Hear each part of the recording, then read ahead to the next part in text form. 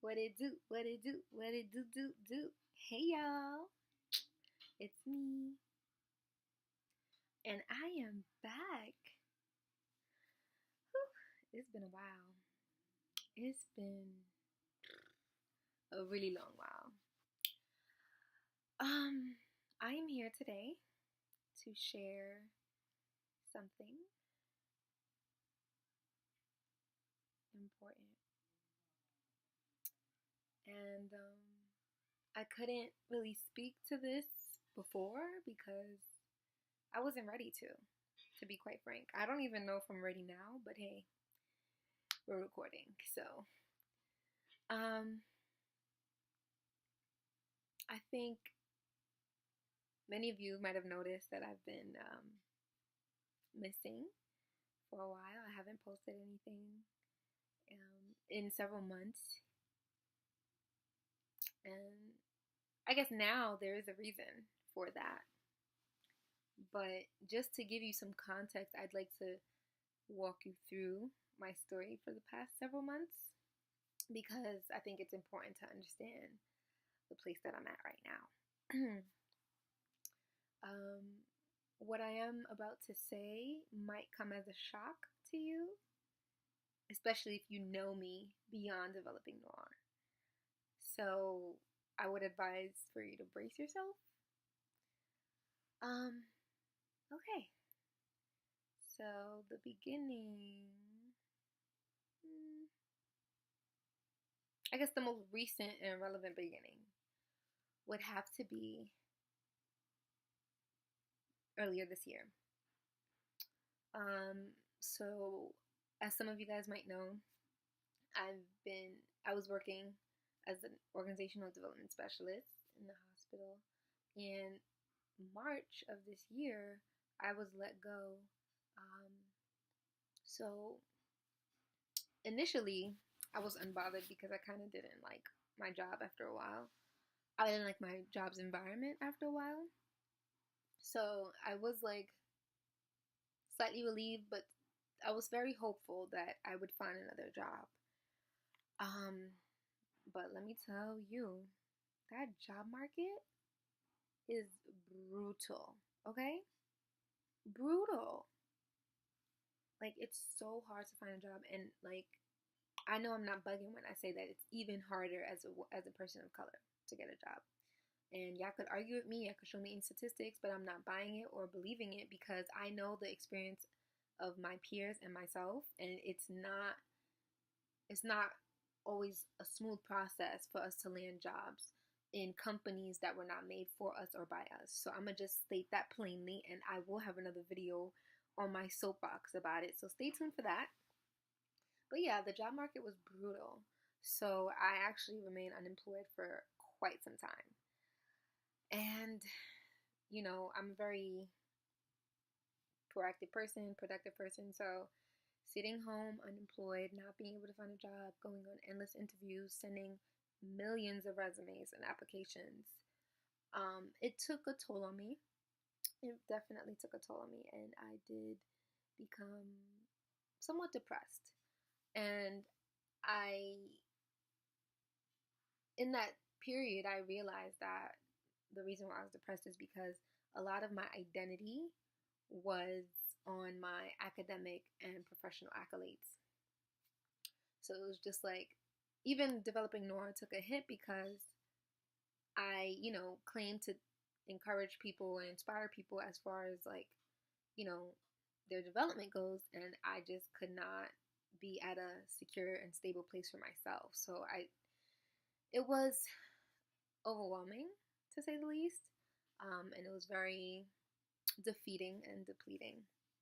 So I was depressed for a couple of months while being unemployed. I was very hopeful though. Like I did look forward to like getting a new job. Like I knew it was coming.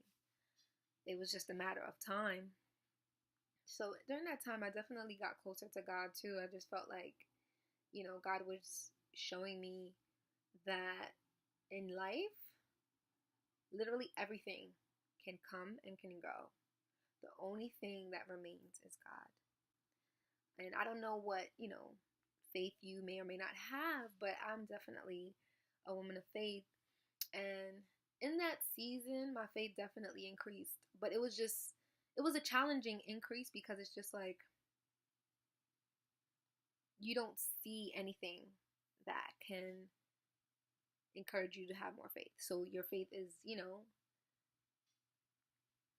based on what you're hoping for. So,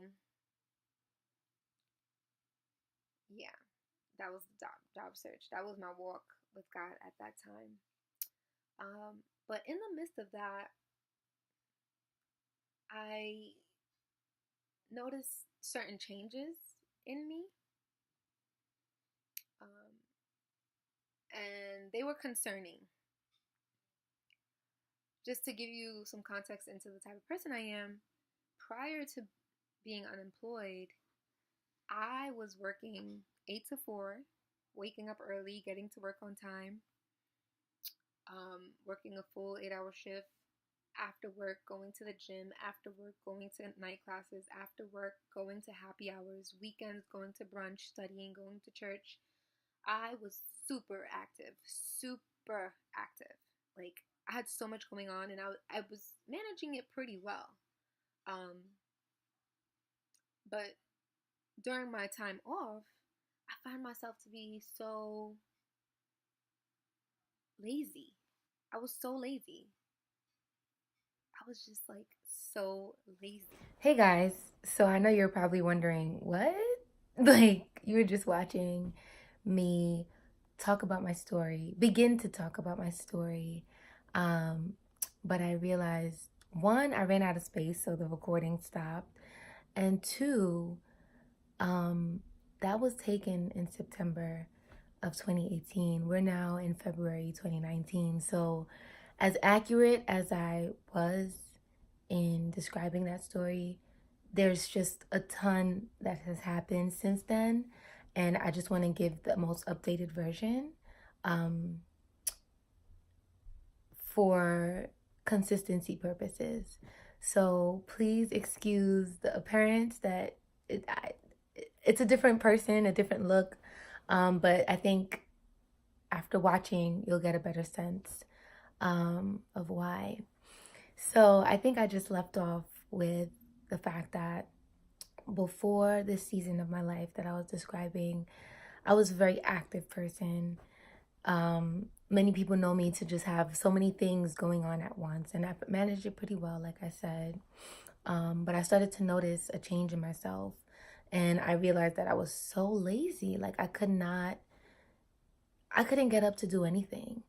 And I just kept describing it to people as like, yeah, I'm unemployed now, so you get lazy from being lazy. Like, when you're more active, you feel more active, but when you're not doing anything, you don't feel the need to be active. So that was my explanation, and I really thought that was it. Like, I was just not in the mood to go anywhere, not in the mood to do anything, because I didn't have a job and I didn't want to go anywhere and spend money. So that's why I was just like so lazy.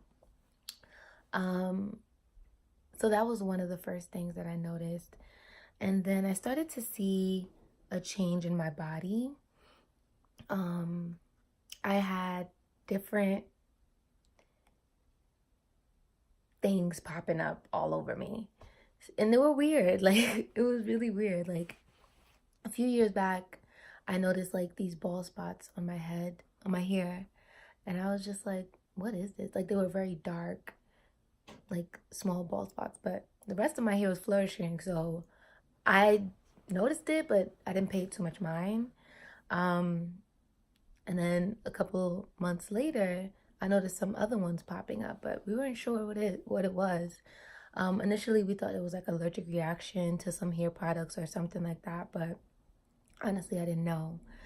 Then I noticed like scarring on my body, similar to what was on my scalp. It was just dark scars. So earlier last year, I actually went to get one of them checked out. Some people have seen this and people have asked me, what is it? So I got a mosquito bite one time that was like right above here, and like I scratched it.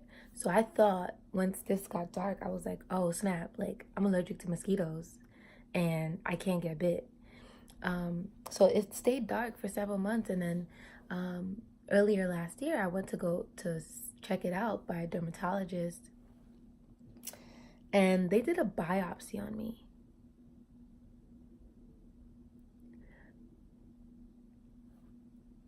They did a biopsy on me. Like, they took a blade. Well, forget the blade. They took a needle, which I am terrified of needles. They took a needle and put anesthesia all around my arm, and then she took a blade and dug it. This is pretty gross, but she dug it into a portion of the scar. I didn't cry. I didn't pass out, which is like huge for me. But yeah, they took it, they tested it. I was like, you sure I don't got skin cancer? She was like, no, it's not skin cancer. I was like, okay, good. Because I thought I had like a melanoma or something. Because you know, once you Google your symptoms, you're a doctor. But needless to say, they tested it and the test came back negative. So they just diagnosed me with some like allergic reaction. I'm like, so what am I allergic to? No answer. So I felt relieved, but at the same time, I still wasn't super relieved because things just kept popping up on me. So towards the summer of 2018, I started working again, and I noticed every day I would wake up feeling sore. So I hadn't gone to the gym. Like some people know that I was in the gym heavy and like on my revenge season. But I hadn't gone to the gym in months. So every morning I'd be waking up feeling sore as if I had gone to work out the day before. And I'm just like, dang, like my body is killing me. I feel like I got hit by a truck. And my explanation for that was, oh, my mattress is too old. I need a new mattress, like memory foam, so that I can like sleep better and wake up feeling better. But then the pain, the soreness didn't really stop. All of a sudden, I would wake up and like my wrist would hurt. One there was like a 2 week period where like I had bad knees. I'm like, dang, I'm getting old. Like my knees are killing me. And like I couldn't put all of these things together. When I started to like really feel a lot more pain, it hit me when I would wake up in the morning, go get in the bathroom to shower to get ready for work, and I wouldn't be able to turn the faucet on. And I remember vividly one time like having a whole temper tantrum, and I was like, who tightened the faucet? Like I was screaming at like 7 a.m. And my parents was like, what happened? What happened? I was like, who tightened the faucet this tight? Like I can't open it. And they're like, why can't you open it? My mom just like turns it like it's nothing. And I'm just like so frustrated because I'm just like, why am I in so much pain that I can't even open the faucet to take a shower? If nobody was home, how would I have showered? So, you know, I was really mad. So all of these things just kept adding up and like it just wasn't making any sense. So I have like a bit of a researcher mind. So I went to research what was going on with me. So I started Googling, and I had thoughts that like I might have some type of autoimmune disorder. But every time I would like tell people, they would just be like, oh gosh, Teresa, don't be dramatic, don't be a hypochondriac.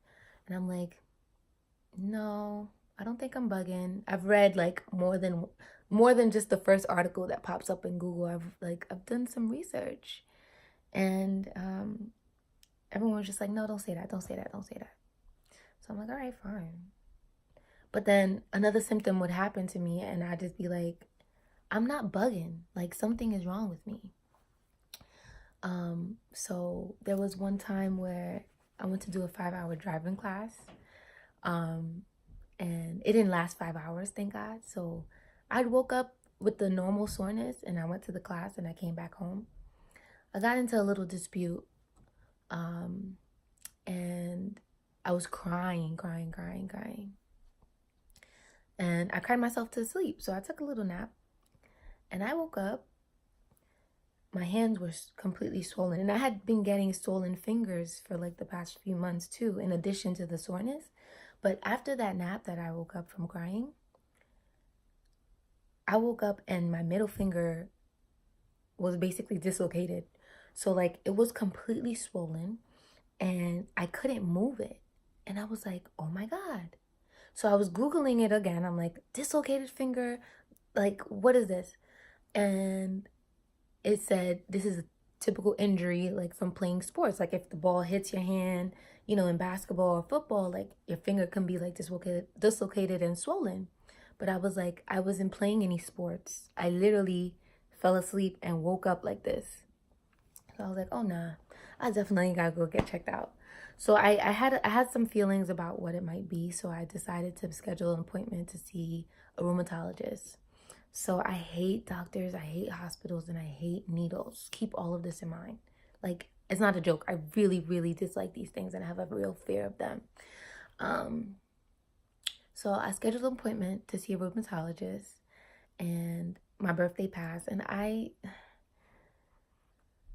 my birthday was coming up and I was clearly not well. I had I don't know if you noticed in the last video, you can probably see some patches around my cheeks.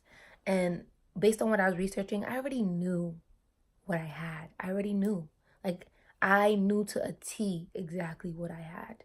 I did my research and I already knew. I knew my body better than any doctor could tell me about my body. So I knew. And once my cheeks broke out, I knew, like, okay, it is what it is. So I went to the rheumatologist just to confirm it. And I went like 2 weeks before my 25th birthday. And of course, I was trying to tell my entire story. And you know, you're just another patient. So oftentimes they don't listen as attentively as they should. And I'm a type A person. Like, you're not going to play with me because, first of all, I don't got great insurance. So if I'm coming here, I'm not trying to waste my time. So listen to me so that you can make the proper diagnosis, so that you can run the proper tests. But that's the healthcare system is just it's a bigger concern that I could talk about for days later on. So I was telling her my story and she was like, oh, I was like, Miss, listen, there's more. She's like, oh, I think you have this. I'm like, no, listen. So she's like, oh, okay, you might be right. So let's run tests to see. So they drew blood for me. It took 3 people in the room while being on the phone, and my cousin was in with me. I don't know if anyone has ever donated blood, but I've always worked the blood drives, but I never donated blood. But they took just as much blood as when you donate blood, if not more. Like, it was like 8 of the little capsule things, and I was just like, we're still going. I was like, I'm gonna faint. They had to like give me the smelling salts so that I wouldn't pass out, and I was just like, no, I can't. I was like, you're doing it. I was like, I can't do this. But the rheumatologist was just like, test her for everything. I want all the tests run. And I was like, okay, test me for everything. So did the test, went about my life, still had the soreness, the pain, still had like all these skin stuff coming up on me. These are scars. And then my birthday came, but I just felt horrible. So I did not, like, my birthday was canceled last year. I did not want to celebrate. I just felt horrible. And I felt like I wasn't up for celebrating anything. So then about a week after my birthday, I went in to get the results, and I sat in the doctor's chair, and she basically very matter-of-factly let me know, like, yeah, you were right. You do have lupus, and you also tested positive for rheumatoid arthritis. And these are the medications and the treatment plans that I suggest that you go on. One of them is a steroid. The other of them is an anti-inflammatory. It's a immunosuppressant, so it basically lowers your immune system so that your immune system doesn't attack yourself as much. And yeah, we can administer these medications either through IVs or you can do weekly injections in addition to taking pills. And also with this medication, you can never get pregnant. And like, I was just like, hold up. You just dropped a bomb on me. I need you to just pause. I need to pause. I already knew that I had lupus. So she confirmed that, but when she added on the rheumatoid arthritis and then when she started talking about the medications, like even my friend who was with me had to like step out because like it was overwhelming. And I wasn't fit to take no medications, especially steroids and immunosuppressants by injection, like by injecting myself. Are you crazy? So I said, obviously you're not understanding the kind of patient I am, because if you can sit here and suggest these things, she was like, I know you don't like the needles, but I was like, so if you know I don't like the needles, why you even let me know this? Because like we need to find another solution.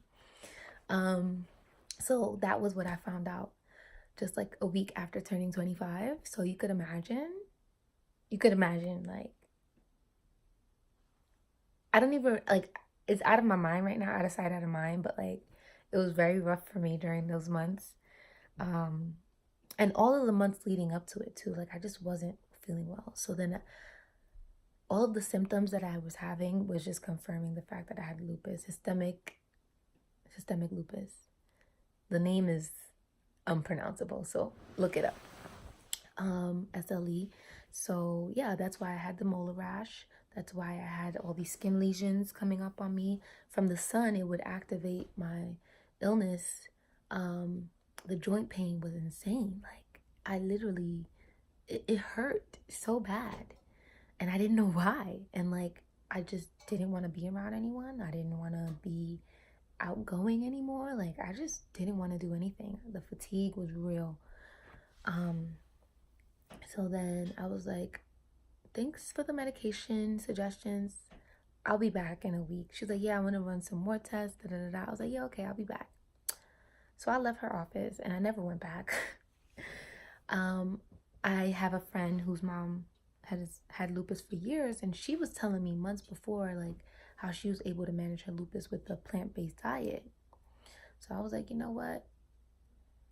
It's bad for me right now. Like it's really bad, but I'm not taking these medications, so I'm gonna try a plant-based diet. So I changed my diet radically in those months. I stopped eating gluten, which everything has gluten in it. Pasta, bread, cookies, cake. All the things that I used to eat had gluten in them. So it was very difficult to cut that out from my diet. And I also cut out dairy. And then when I noticed that I still wasn't feeling good, I cut out meat. So people thought I was going vegan, but like I wasn't vegan. It's just like I had a specific diet. And it was so hard. It was so hard because there was just nothing that I could eat. And then on top of that, I'm a very picky eater. So I hate certain things. I'm not going to eat chickpeas. I'm not going to eat all these legumes that people on these plant-based diets typically eat. So my options were very limited. There was a lot of spinach and kale and smoothies, and